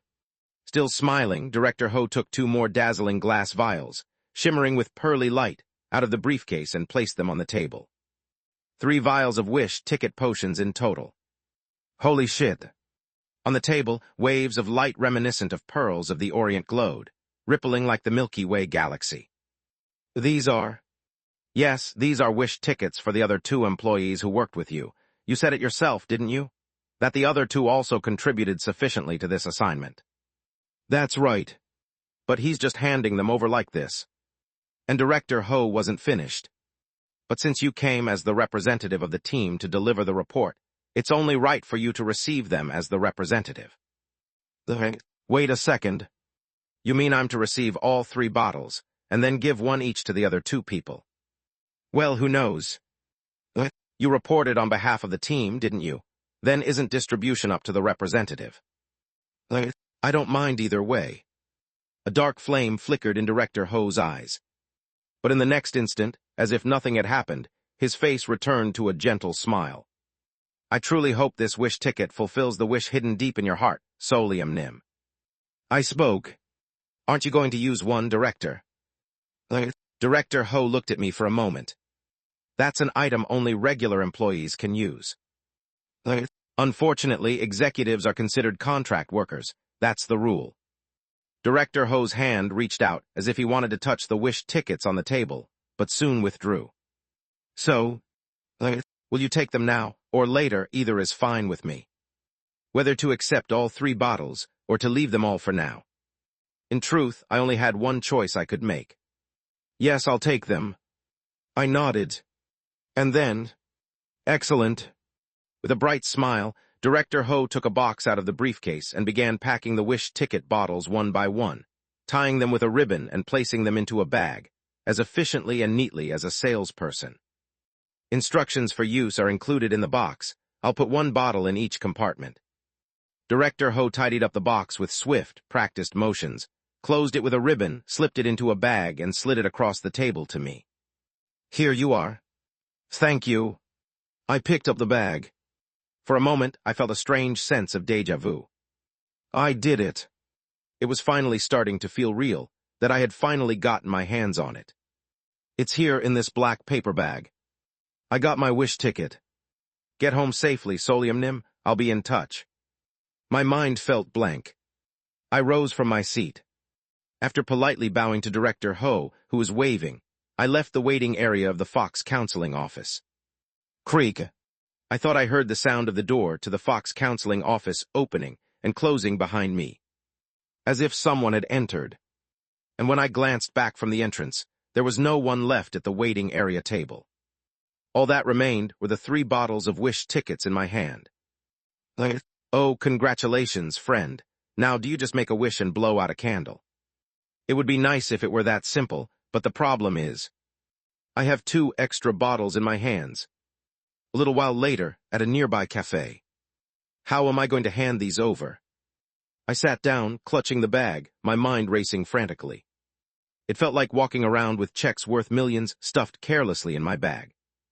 Every time I was conscious of the wish tickets inside, I was seized by the impulse to take them out and drink 1 immediately, but first I had to finish what needed to be done. First, I need to contact Go Yonjun SSI.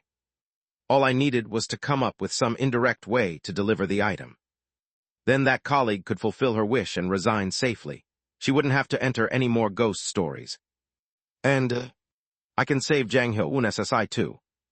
If someone just wished for Jang Ho-un to be saved using a wish ticket, that would be enough. Everything was perfect. Once that's done, once I've finished distributing them, I'm going home. My heart pounded with anxiety and anticipation. I put my hand in the bag, touching the box, running through in my mind what I needed to do first. First, find a safe place. Bzzz. My smartphone vibrated and a message popped up. Today, where should I go? The sergeant. We had planned to meet at sunset today. It was supposed to be to get information. But now, I no longer needed the information. Whether it was the Cheerful Research Institute or the source of Daydream Inc., Once I left this place, none of it would matter anymore. However, leaving this ghost story world, it also meant I would never see anyone I'd met here again. After some hesitation, I sent a message. I'd like to meet here. And that evening, I met the sergeant at a corner table in a well-known donut shop that closed late. I had already paid for some donuts, ones that were usually sold out by evening since people bought them all during the day. Seeing the donuts, the sergeant's tired face brightened a bit. Thank you.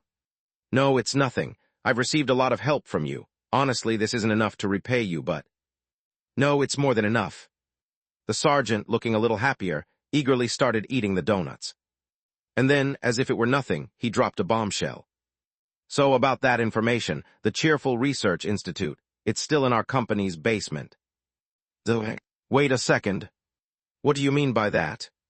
Exactly what I said, The sergeant looked at me. I actually saw you there once too. Me? MMH, when we first met. That thing when you got sucked into the scroll, you went to the restroom on basement level too. Don't you remember? I do. When I went down to the basement to track down the missing section chief Lee Byung-jin. Strangely enough, the hallway was lined with ordinary offices back there. Shouldn't this floor have safety equipment or facilities? I distinctly remember thinking that. And, Mr. Rowe, dear. That's right. Suddenly, the good friend could speak to me. That strange daydream basement, lined with endless offices, was actually a ghost story.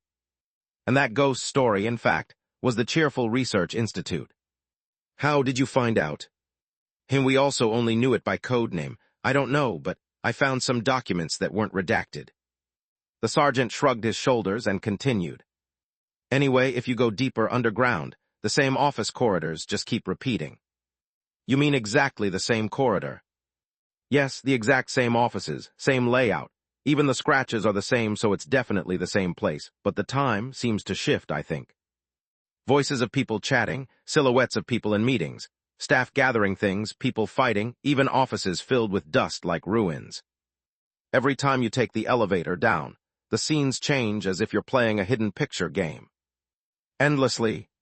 How many floors underground are there? I'm not sure, The farthest I went was basement 23, I think. If I try further than that, I just get blocked. I'm not sure, but I think there was someone from the security team that went up to basement 40. But they died, so, It was a chilling description. Those offices. A chill ran down my spine. Why on earth is the Cheerful Research Institute there? Why is it a ghost story, and what is Daydream Inc., which built its building above that, really doing? All sorts of questions flashed through my mind. But I soon realized none of it mattered anymore. Because I would be leaving. And it seemed the sergeant sensed it too. So I guess you don't need this anymore. He pulled his cap down low. Well, if that's the case. Then, easily guessing the most likely reason a Daydream employee would lose all interest in everything. Did you get a wish ticket? I hesitated for a moment, but eventually nodded. A faint smile appeared on the sergeant's lips. A pure, sincere congratulations. That's good news. You know how to use it, right? Yes. The sergeant nodded along with my answer, then seemed to hesitate a bit before asking. Then this time, are you really quitting? It was a question he could only ask because he knew I wasn't truly quitting, but just working undercover under Director Ho. I nodded. I see. The sergeant bowed his head. After you quit, would it be possible to talk now and then? I wish I could do that too. But I can't. I avoided his gaze. Depending on the nature of my wish, I don't know what will happen. The sergeant stopped speaking. A world-changing wish. Yes. In that case, there's nothing to be done. He must have already known.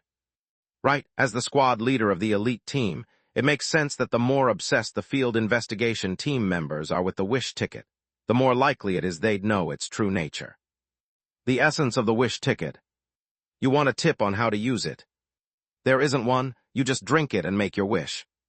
Everything will be granted. At least from your perspective. Advice from the assistant manager of the elite team's C squad. So this is how it works. If the drinker wishes to become younger, they'll become younger. If they wish for a clean, tax-free 10 billion won to be deposited in their account, it will happen. The wish ticket potion displays powers no different from a magical genie's lamp, changing only the state of the drinker. But what if the wish is on a much larger scale? Wishes that go beyond simply changing one's own personal circumstances. Let's say, for example, the time is set in the past. A wish like, I wish I could go back to when I was a child, living happily with my parents. Or, I wish I could go back to the moment when my husband got into the car accident and stop him. Or perhaps much grander. I want the world to end. Or I wish everyone would become kind. Or I want a superconductor to be invented, and so on. Wishes that desire to change the world itself. Of course, even in these cases, the potion still works. Your wish will come true, however. It only comes true from your point of view. In other words, you will be sent to such a world. The wish ticket is a highly personal potion. Its effects are omnipotent, but only for one person. The one who makes the wish disappears from this world. Sometimes they remain, but that only happens if they didn't wish properly, made a mistake, or if the wish was unexpectedly small-scale enough for the wish ticket to handle.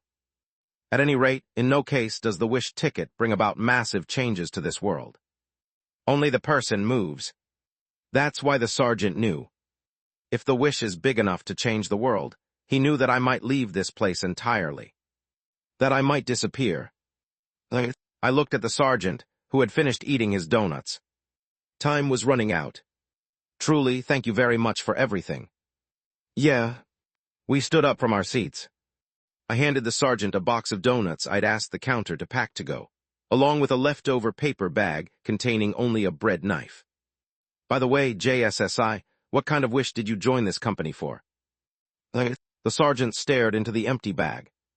I can't really remember. Don't worry about it, it wasn't anything important. I couldn't bring myself to ask any more. In the end, I nodded and parted ways with the sergeant in front of the donut shop. He waved his hand. Take care. That was the end. Through the shadows, I saw that the sergeant stood alone on the street for quite a while. On the way back, I thought to myself, I should say a few more goodbyes. Chapter 207. Oh right, just send those to the team leader's desk, Agent Mint. Yes. Go Yeonjun carried the bundle of documents he had just organized over to her superior's desk. It was information on the newly observed supernatural disaster. She briefly reflected on how the term disaster had now become more familiar to her than darkness. Phew. Go Yeonjun sat down at her own desk. Then she could faintly hear the idle chatter of the other agents, sharing the office from the hallway. So that's what happened. Black Tortoise Team won. But honestly, if I were that rookie, I think I'd have done the same. Her nerves instantly went on edge. Just from that, she could tell who they were talking about. For nearly 2 weeks, agents at the Supernatural Disaster Management Bureau had been careful about bringing it up, but it was still the main topic of conversation. Agent Grapes, her fellow spy, whispers of Kim Solium's imprisonment, release, and subsequent disappearance. That's right. Go Yeonjun's colleague had failed in his spy mission and had gone missing. Maybe it was a relief he hadn't been caught. Given the circumstances, it seemed something had happened when Director Ho's binding was exposed, but with the hush-hush atmosphere it was hard to ask. She'd heard that things had gotten serious during the imprisonment, but then improved again. And that even after the disappearance, the mood toward Kim Solium among the field agents wasn't that bad. News from Black Tortoise Team 1 had dwindled significantly. That much was all that Go Yeonjun, as a rookie agent, could know for certain. Of course, it was difficult to find out anything more after Kim Solium had disappeared almost as soon as he got out of the glass prison. He really ran away, didn't he? Go Yeonjun would worry herself into a state of nerves, but always ended her thoughts with a sigh. She couldn't risk leaking information while trying to track down Solium's whereabouts. If Kim Solium had managed to escape successfully, poking around would likely only cause trouble, and there was the risk her own identity might be exposed as well. It was bad for both of them. Given she was somewhat acquainted with Kim Solium, and that they were both rookies, there was even more chance she was being monitored for security reasons. Feels like I'm under suspicion as a spy, too. She didn't know. The Disaster Management Bureau staff were certainly good people, but they were also skilled at pretending to be nonchalant while probing or zeroing in on key issues as if it was nothing. Well, they are agents after all. In any case, unlike her nerves-racked state as a spy walking on thin ice, there was no noticeable change in the other agents' attitudes. She hadn't been dragged off to the glass prison herself, at least. That's a relief, but honestly, it felt hopeless. Of the 3 who'd come in, 1 was quarantined due to contamination, and 1 other had gone missing. Only she was left, but for a rookie to steal a document on an annihilation-sanctioned disaster was realistically close to impossible. If she were Director Ho, she'd have cut her losses by now. But I have to hang on. And she had to do her job. Go Yeonjun forced herself to stay calm and calculated things to avoid panicking. Calmly, 1 at a time. First, she needed to clean up any traces more thoroughly. She'd only ever contacted Kim Solium through a separate phone line, registered under a different name. She decided she had to take care of that, too. So that evening, when she returned to her officetale after work, she searched for the spare phone. Rather than hiding it meticulously, she just tossed it in a drawer with other old junk like her previous phone. That way, it would be easier to overlook. And the moment she turned it on, spam messages, which she deliberately invited by giving out this number everywhere, poured in. Even contact from Director Ho disguised, as counseling offers looked like spam at first glance. Who? Go Yeonjun began clicking through and deleting the spam 1 by 1. Don't just sit there serenely, please disembark now. At this stop, special discount Gangnam Station. Her hand froze. Wait a second. Serenely disembark this stop. She couldn't help but remember, like being struck by lightning. The subway of Abyssal Transpo. This was a hint only someone who'd shared that insane onboarding ghost story would recognize. And at this moment, there was only 1 person who would send such a message disguised as spam. Only 1. Go Yeonjun immediately clicked on the message. Don't just sit there serenely, please disembark now. At this stop, special discount Gangnam Station discount phone sales, only until 21:00 on the 17th at the left counter, unsubscribe. A location and a time. Go Yeonjun quickly searched the internet. She looked up the discount phone store near Gangnam Station. And an hour later, Go Yeonjun found herself standing in front of a storage locker near the discount phone store at Gangnam Station. At first, she wondered if she was supposed to meet at the storefront, but even after the designated time of 21:00 passed, no one appeared. Then, when she focused on the left counter mentioned in the text, she immediately noticed a passage leading to the storage lockers on the left side of the store. Is it here? She hesitated for a moment, then looked at the lockers. There was locker number 17. The number specified in the message. If so, when she entered the code, the same number sequence from the message, 1721, into the combination lock. Beep, beep, beep. The locker opened. Go Yeonjun hurriedly grabbed the card used to pay the locker fee and looked inside. There was a small paper envelope. A memo was attached, written in awkward, unfamiliar handwriting on purpose, the letters crooked. Please open this at home. Go Yeonjun quickly took the envelope and went home. Her heart was pounding. What is this? Given the circumstances, it was almost certain that the person who left this was Kim Solium. But what on earth was being passed on? Had the method of exchanging information for the spy work changed to something like this? With these swirling thoughts, Go Yeonjun opened the envelope at her dining table. 2 boxes. There was a black box. Feeling puzzled, she opened one of the boxes. A dazzling, multicolored light shone out. The Daydream Inc. employee quickly shut the box in alarm. Wish ticket. That crazy potion with the holographic aurora-like glow. There was no doubt it was a wish ticket. Kim Solium SSI. Did he actually complete the spy mission by himself and bring back wish tickets? No, but how? Is this real? Is it really real? There's a wish ticket in a subway locker, wait. There are 2 boxes. Her heart pounded in her chest. She reached for the other box and opened it. Once again, brilliant light spilled out. Oh my God. And then a small note fluttered down. She quickly picked it up. Yeonjun SSI. Our work is finished. Do as you wish. You don't need to come back. She was so shocked her mind went blank. But the note wasn't finished yet. P.S. If possible, please deliver the other box to its intended recipient. If not, please keep it safe until then. No way. How could someone just hand over 2 bottles of wish ticket potions with only a note like this, as if it wouldn't matter if she just took both for herself? But even as she thought this, that kind, clever spy knew that she would keep her word. A swirl of gratitude, obligation, joy, and pressure spun in her mind. So, Go Yeonjun made up her mind about something else. In grabbing something, she ran out of her house. It was delivered safely. I looked at the empty bottom of my drink at the cafe. This was a cafe in the underground shopping mall at Gangnam Station. It had already been an hour and a half since I watched Go Yeonjun pick up the phone from the subway locker. Nothing unusual had happened in the meantime, so I figured it was about time to leave. That should do it. If it's Go Yeonjun, she'll return the wish ticket to its rightful owner without pocketing it for herself.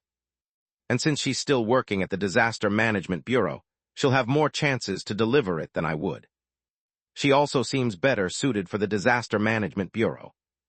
Now that the spy mission itself was over, she could continue working there if she wanted to. Fortunately, there hadn't been any tailing by Bureau agents. It seemed things had wrapped up well. Now there was only 1 wish ticket potion left for me. Then, once I drink it too, just as I thought that, I saw a familiar figure run back toward the lockers. It's Go Yeonjun SSI. Did something go wrong? But she calmly reopened locker 17, the one that had held the wish tickets, put something inside, and shut it tight again as if nothing had happened. What did she put in the locker? Don't tell me she put back Jang Ho-eun's wish ticket. That's possible. If I were her, I'd also have trouble carrying out a request to deliver a wish ticket to someone who's been isolated and who knows when he'll be seen again. Yeah, it was an unreasonable request in the first place. After making sure Go Yeonjun was completely gone and there was no tailing, I quietly left the cafe and headed to the locker. I opened locker 17. Just as I expected, there was a box inside. It can't be helped. I picked it up.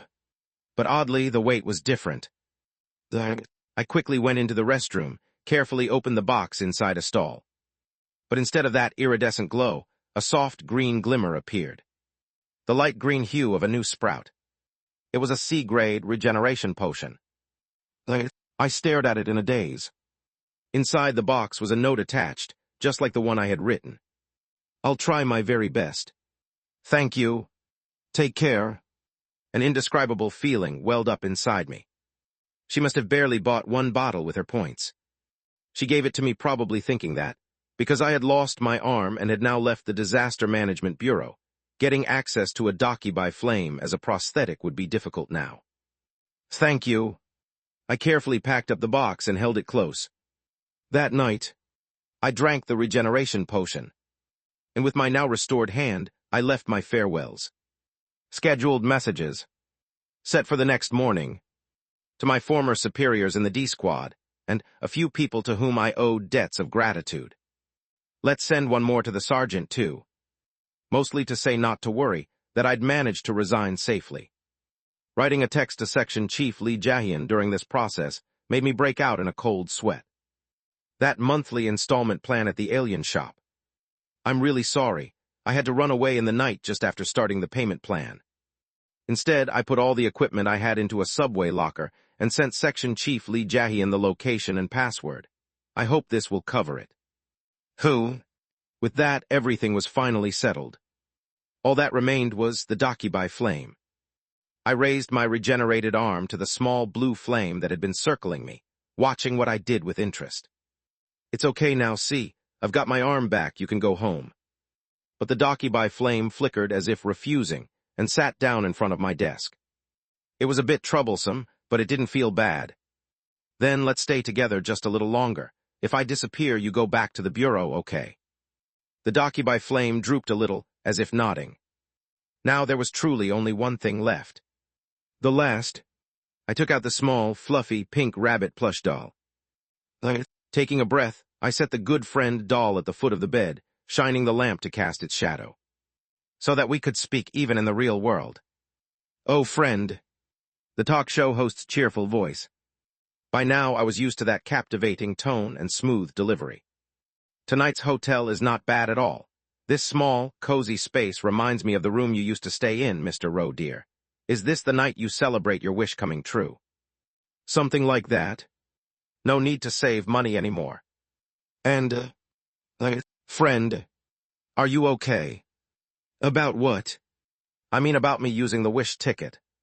A question that had weighed on my mind, but I'd been afraid to ask in case the answer was too much to handle. You know what my wish is. The host already knows. If he can see into my thoughts and knowledge to any degree, he would have realized, at least by the time I was talking with the sergeant, that my wish was to leave this world. But you never asked. I continued, looking at the plush doll's big shadow. It felt strange. Oh, I wondered if maybe you were thinking that I'll fail, and that you're now just waiting quietly for catharsis. Heavens! Once again, friend, I do not wish for your failure. I simply do not intervene inappropriately and ruin the flow and scene. And as for now, a sound like tapping gloves. It's such a clear situation, there's no need for questions. You want to go home, don't you, friend? But you refuse this bronze offer to introduce you to a better new home. A chill ran down my spine. But the host's tone remained calm and cheerful. So as a host, it's only right to watch and see where your choice takes this show. Do as you wish, friend. You've worked so hard for this, now it's time to see the result. The rabbit doll's shadow flickered, as if pointing at something with a hand. The wish ticket potion on the table. Let's go to the finale and ending. I picked up the wish ticket. Chapter 208, Part 1 Finale. The iridescent potion ripples in my hand. The color of dream essence. A potion that grants wishes. The instructions are engraved in relief on the transparent glass bottle, and whenever the liquid inside shimmers like waves, the words are revealed. I looked into it. Daydream potion. Wish. Ex miraculous. Lift the bottle with both hands.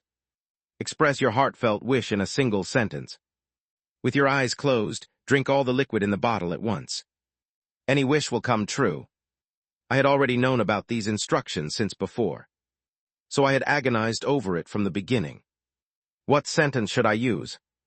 When using the wish ticket, in what single sentence would I express my wish? Every time I lay awake in bed unable to sleep, every time I wrote an exploration report at the office, every time I barely survived a ghost story and walked home after work, I thought about it. The very first thing that came to mind was that. The primal desire. Please send me home. It was a desperate plea. But I put it on hold. Home is too abstract a concept. It's not as if there was only one place I'd lived until now. I couldn't tell by what standard the wish ticket would activate. If I phrased it wrong, it might even send me to the Daydream Inc.'s company dorm. Even when I was infiltrating the Disaster Management Bureau, the aversion that made me avoid the concept of home and move from motel to motel likely stemmed from this. So I thought again. I had to eliminate every possible loophole. I can't make a mistake. I absolutely must not let the wish ticket grant my wish in some unintended way. Please send me back to where I originally lived. That's just as abstract, rejected. Please send me to a world without ghost stories. There's no guarantee that'll be the world I was originally from. What if I died and went to heaven? That would technically be a world without ghost stories. Some insane interpretation like that might happen. I rejected options again and again, and chose with the utmost caution. A perfect sentence that could designate time and space precisely. And I decided. Clutching the potion tightly in both hands, I opened my mouth and spoke. My wish is, right away, to return to where I was the day before I joined Daydream Inc. To the world I originally lived in, at the point before I spun the roulette at the pop-up store. It was the perfect fit. Excellent. It's done. Hearing the host's admiration, I calmly opened the cap of the wish ticket potion. A burst of light erupted, but I covered it with my hand and closed my eyes. Then I poured the potion into my mouth. A dream that you drank. That was the only way I could describe it. A strange, synesthetic liquid, like nothing I had ever experienced, slid down my throat. Radiance filled my stomach. An intangible power, transcendent authority, overwhelming mystery. Ecstasy and awe led me forward. Yes, I am moving. Holy. My whole body was being sucked away somewhere. Very deep, very far. To wherever my wish reached. It felt like I was traveling to fulfill a long-cherished desire. Transcendent power was transporting me. Yes. Yes. Just like this, I'm going to return safely to my home. Cough. I collapsed to the floor. My body rolled across a dusty, filthy floor, and I coughed. Musty air. Even when I opened my eyes, there was only pitch blackness. Even blinking, I couldn't make out any contours. Silence. Stillness. What is this? The fantastic sensation was gone. The wish ticket had vanished, which meant this was my destination. The blood drained from my head. I felt numb. I struggled, twisting myself off the floor. Sharp fragments scraped my arms and hands, leaving a stinging pain. Gasping for breath, I lifted the empty bottle I was still holding in one hand. The last few drops of the wish ticket liquid faintly shimmered. My surroundings became visible. I was on top of shattered glass. When I turned my head, I saw where I had fallen. An empty glass tube was shattered. I had collapsed onto the broken glass shards in a dust pit. Why? How did I end up inside this place? My heart thudded uneasily. Before the ominous feeling could take over my mind, I desperately tried to make out the silhouette of the device in the darkness. It looked like a device for storing large volumes of liquid, but the machine was familiar. There were no lights, and below the empty glass tube I saw buttons and a keyboard panel. An old lab machine straight out of the 2000s. That's the Dream Incubator. A broken, shattered dream incubator from Cheerful Research Institute. Blankly, I looked around. My eyes, now accustomed to the darkness, used the leftover shimmer from the wish ticket to finally make out my surroundings. This is Cheerful Research, Institute's prototype dream incubation chamber. Something's wrong. Something's definitely wrong. Why did I end up here? No. Calm down, calm down. I definitely wish to be returned to where I was the day before I joined, so why am I here? Wait, no, it's not. This isn't the same place. It's different. Yes, the lab had the same structure, but it wasn't the same. The silhouette was strangely different. Other machines and documents were visible, even cassette tapes and empty reagent bottles, and computers, too. There's no dust on the computers. Strange. I staggered and turned my head. I needed a hint, any hint. And then I found it. An experiment log. Soaked in blood and filth, all records meticulously erased. Only the phrase "we fell for it" frantically repeated. It was there, right next to the shattered glass tube of the dream incubator. Just like how I had found it last time in the dream incubation chamber. I walked closer. The old paper wasn't soaked with blood and filth this time, but was browned as if scorched. With trembling hands, I turned the pages. There were charred spots, but I could read them. From the very first page's title, Iram Nim Invitation Research. I drew in a breath. Research objective, verification for existence. Incarnation and contract of an external entity into the present world. The subtitle of this research took the name of a god worshipped by a certain cult group that had recently emerged, stemming from prior research. This would be Cheerful Research Institute's final project. My heart pounded with dread. I flipped the pages frantically. Countless experiment records filled the pages. Because none of this was registered in any database, the format was inconsistent, and there were several experimenters. All sorts of attempts and preparations. Failure, Dream Incubator 21 discarded. Failure. Horrible materials of unknown nature and extreme methods, half erased, remained. Things that were created, summoned, then discarded. And then, success. Some meaningful result was achieved. Experiment 316. Essence volume 1200L. Materials: Q-Turway Force, Dragon, 326 human blood, and 13 other synthetic elements. Successfully awakened Irem Nims, mined within the glass tube. Contract failed, form collapsed within the essence. Suspected cause, insufficient essence. Will adjust variables based on this research. And then it became more refined. Experiment 322. Essence volume, 2300 L. The awakened Irem Nim screamed inside the glass tube while in after, lost all vital signs. After recognizing the mutation of its own bodily tissue, it rejected the combined materials, resulting in lumped collapse. A request was made to adjust the material ratios to prepare a medium more closely reflecting Irem Nim's exact appearance. Currently confirming darknesses related to shapeshifting. My hands shook. Ominous speculations swirled through my mind. The experiments continued, the conditions becoming more and more specific. The currently confirmed requirements for invitation and contract are as follows. 1. Preservation of Irem Nim's original identity. 2. Erasure of previous emotional attachments. 3. Provision of a survival goal. 4. Removal of all sense of incongruity. It is believed that these requirements can be fulfilled through a powerful binding, and various methods are currently being proposed. And then, an existing invention from Cheerful Research Institute is mentioned. It is now a discontinued invention, designed to partially imbue a doll with the presence of a being from the reverse world, so that it may serve a supportive role to the contractor. A limited version is currently distributed as a souvenir in a certain board game, and that thing, product is called Good Friend. I barely managed to turn the next page. The final experiment record. Experiment 444. Essence volume, 39,999 L. Materials, same as 443. Result, success. Utilizing the ritual used in the discontinued invention, Irem Nim was successfully and fully invited. Have been imbued, stabilized. As soon as the subject awakens, it will be separated from the dream essence, and a simple interview will be conducted. The page ends there. But, when I turned the last page, I saw a torn sheet of paper wedged in. It looked like it had been crushed and balled up in a hurry.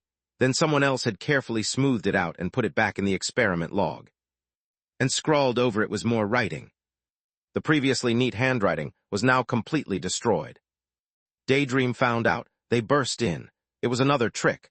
Before Irem Nim could be taken, I spirited them away and hid them in the place with the most humans. Please. The writing abruptly and unnaturally ends there. And under the words place with the most humans, someone had underlined it heavily and, in a different hand, written another note. New employee orientation. As if deducing from the note. It can't be. My mind rejected it. But the conclusion was already clear. No, there wasn't even anything left to guess.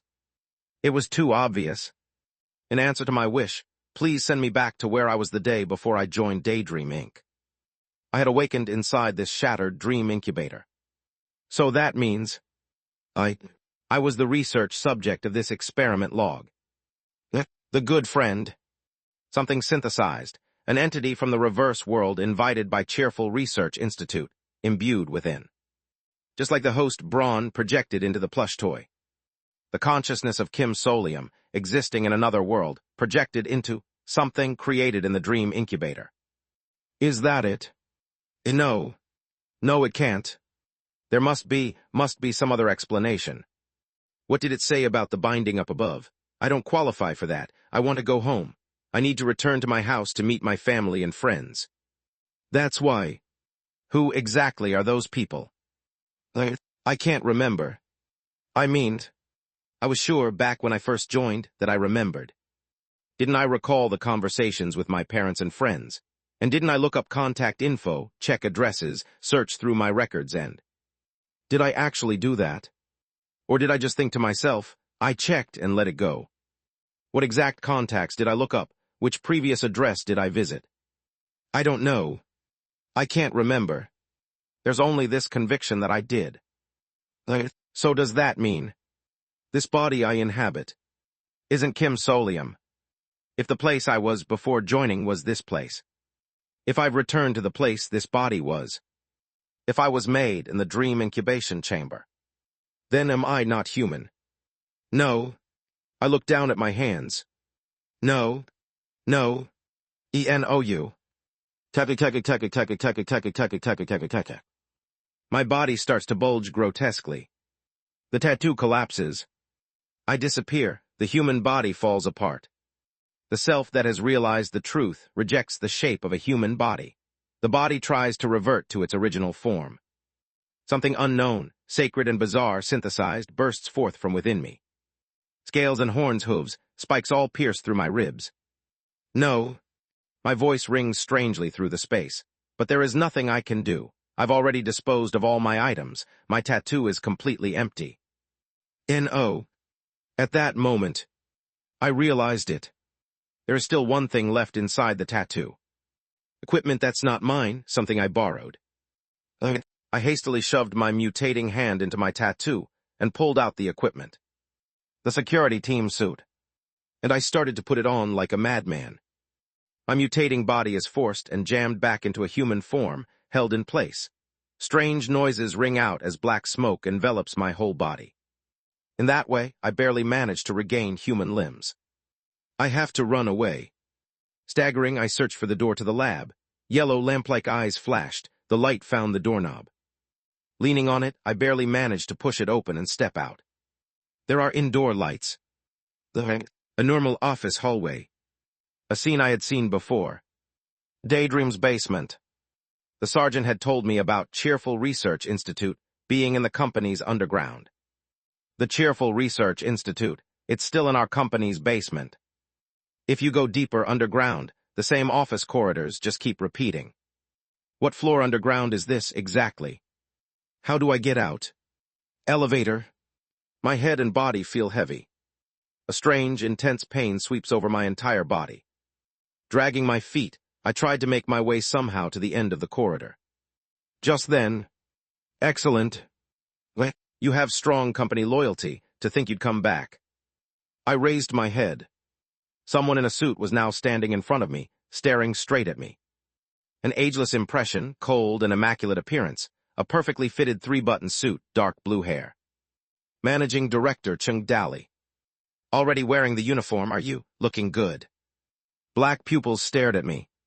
But that's not the proper uniform. I opened my mouth. But no words came out. It felt as if my vocal cords were crumpled up inside the suit. The mad, suffocating sensation grew stronger, more painful. Yes, that seems to be a uniform that makes a human look like a monster. Is this a new version that's been developed? But when a real monster wears it, it's just a mold that forcibly stuffs the body in. As you know, there are a lot of programs in society whose efficacy only works when there's a contract. That's how it is. She declared thus, "At this rate, you'll soon necrotize. If you don't like that, there is another path." Executive Director Chung Dali took out a neat sheet of paper from inside her jacket. "A contract. You just need to sign. I promise you the most humane treatment. You'll have a satisfying position in the security team, that is." Blood started to flow from my body. Blood dripped down my fingers. Here. Choose. I feel like I'm going to die. My collapsing body is being crushed, and so is my consciousness. I can't even stumble forward anymore. I don't have the strength to even think of any other options. A dead end. I lifted my trembling hand. And with the blood streaming down, I signed the contract. Good. The moment the signing was complete, my body rapidly began to feel at ease.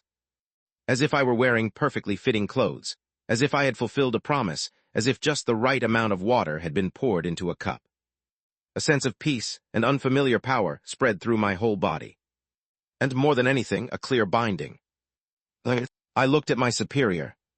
From now on, you'll be entrusted with a very important position. And just like that, I started working for the company once again. End of part I.